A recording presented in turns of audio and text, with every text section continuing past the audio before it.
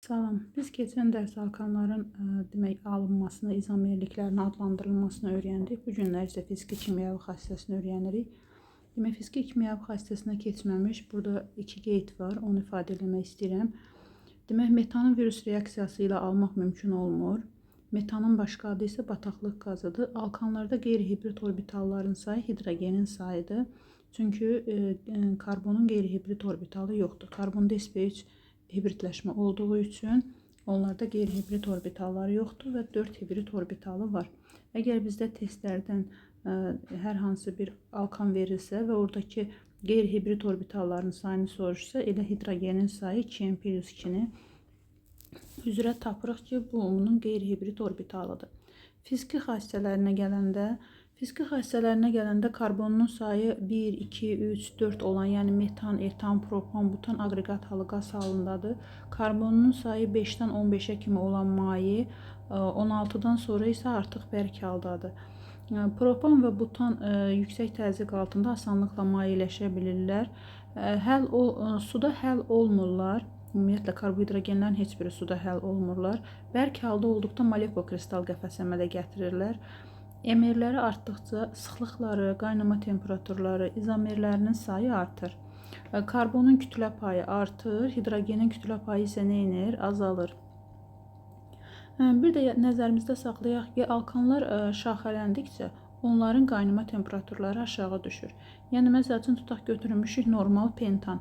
Normal pentan, demək bu xətti quruluşudur. Sonra onu biraz şaxələndirək, 2 metil butan kimi, sonra isə daha çox şaxələnir, 2,2 dimetil propan şəklində demək yazsaq. Burada üçüncü, yəni 2,2 dimetil propan qaynama və qaynama temperaturu və sıxlığı daha aşağıdır. Və sonra ikincinin, yəni 2 metil butanın qaynama temperaturu üçüncüyə nisbətən aşağı və ən yüksək qaynama ərimə temperaturuna malik olan birinci pentandır. Yəni, şaxələndikcə qaynama temperaturları və həmçinin sıxlıqları nə edir? Aşağı düşür. Kimyəvi xassələrinə gəldikdə isə əvəz etmə reaksiyalarına daxil olurlar. Bunlar üçün xarakterik reaksiya əvəz etmə reaksiyasıdır. Birinci halogenlərlə əvəz etmə reaksiyasına baxaq. Halogenlərlə əvəz etmə reaksiyası işıq şüasının təsiri altında radikal mexanizm üzrə zəncirvari reaksiya baş verir. Necə yəni zəncirvari baş verir? Tutaq ki, biz metanı xlorlaşdırmaq istəyirik. Reaksiyanın birinci mərhələsində 1 mol xlor gəlirik və bir dənə hidrogen xlorla əvəz olunur. Sonra alınmış məhsulun üzərinə 1 mol yenə xlor gəlir. İndi 2 dənə hidrogen xlorla əvəz olunur. Sonra alınmış məhsulun üzərinə yenə 1 mol xlor əlavə etdikdə 3 dənə hidrogen xlorla əvəz olunur və nəhayət 4-cü mərhələdə 1 mol xlor gəldikdə isə 4 hidrogenin 4 də xlorla əvəz olunur. Reaksiyanın yekun tənliyini yazsaq, metanın üzərinə 4 mol xlor gələrik və bu zamanları hidrogenin 4 də xlorla əvəz olunar. Burada bir şey diqqətimizə saxlamalıyıq ki, demək, alkanın neçə dənə hidrogeni varsa, bax, bunun 4 dənə hidrogeni var və bunu tam xlorlaşması üçün bizə 4 mol xlor lazımdır. Yəni, hidrogenin molu qədər, hidrogenin sayı qədər, daha doğrusu, hidrogenin sayı qədər mol bizə xlor lazımdır ki, alkan tamamilə xlorlaşsın. Və bir şeyi də burada nəzərimizdə saxlamalıyıq ki, burada reaksiyaya daxil olan xlorun molu qədər H-xlor alınır.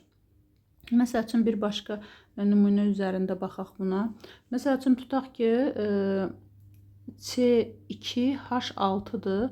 Bunun üzərinə 4 mol xlor gəlsə, demək, burada nə baş verir? 4 dənə hidrogen xlorla əvəz olunur. Yəni, C2H2, xlor 4 və həmçinin buradan 4 molda H-xlor nə edir? Çıxır. Yəni, məsələ həllərində bu bizə lazım olacaq. Ona görə də bunu yadımızda saxlamaq lazımdır ki, neçə mol reaksiya xlor daxil olursa, o qədər hidrogen xlorla əvəz olunur və o qədər də mol nə edir? H-xlor çıxır reaksiya nəticəsində.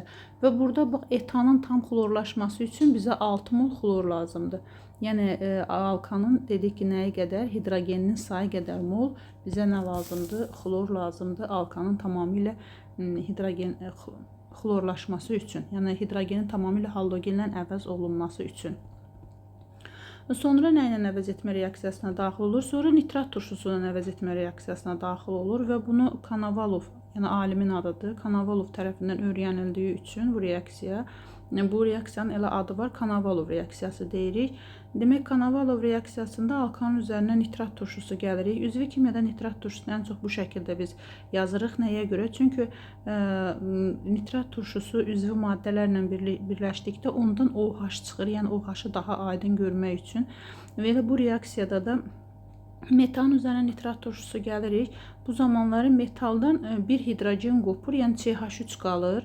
Nitrat turşusundan da OH çıxır və metandan çıxan H ilə nitrat turşusundan çıxan OH suya əmələ gətirir, yəni H2 ona əmələ gətirir. Sonra isə qalan radikalar, yəni burada qalan CH3 radikalı ilə burada qalan NO2 radikalı birləşir. Nəyə əmələ gətirir? Nitrometanı əmələ gətirir.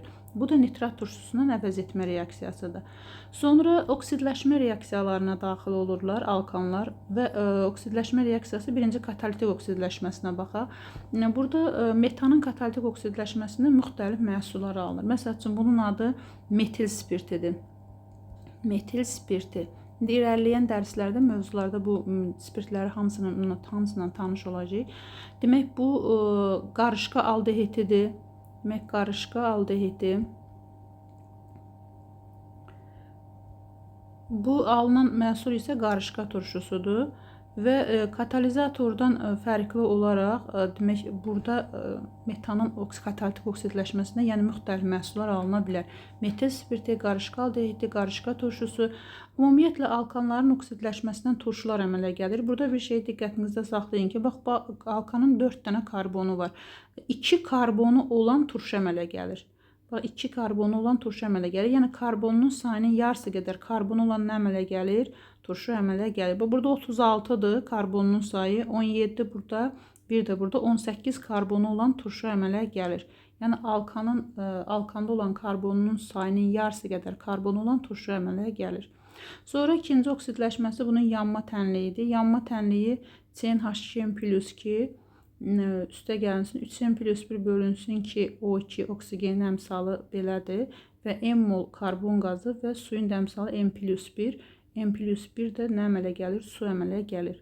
Parçalanma reaksiyaları. Bunlarda iki cür parçalanma var. Bir cracking, yəni cracking odur ki, makromolekulu alkanlardan, yəni karbonun sayı çox olan alkanlardan karbonun sayı daha az olan karbohidrogenlərə parçalanmasıdır. Burada həmişə nəzərinizdə saxlayın ki, bir dənə doymamış, bir dənə doymuş karbohidrogen əmələ gəlir.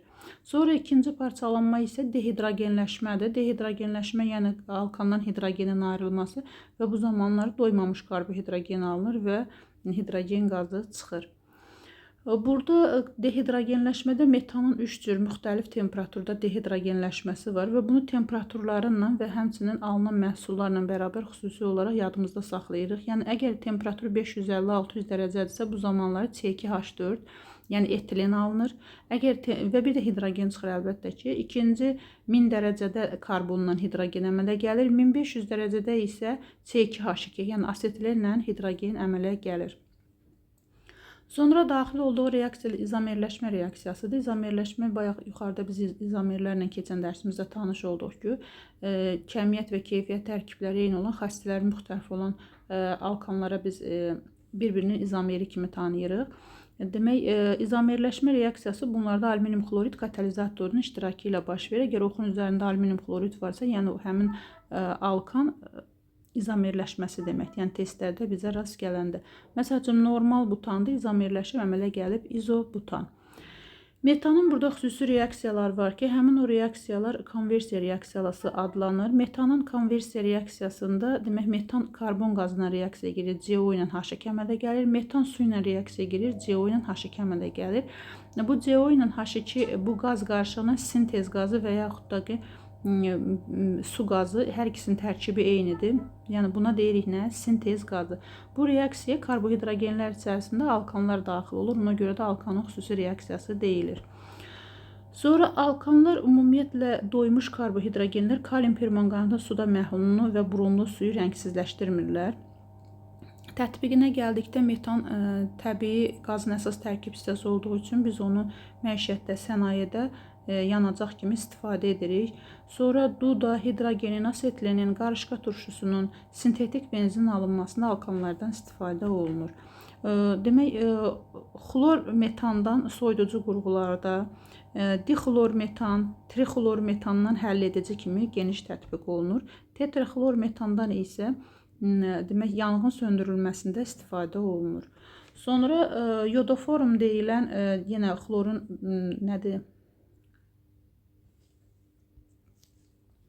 Yodoforum deyilən metanın yodlu birləşməsi var ki, ondan antiseptik maddə kimi, tibdə dezinfeksiya edici maddə kimi istifadə olunur.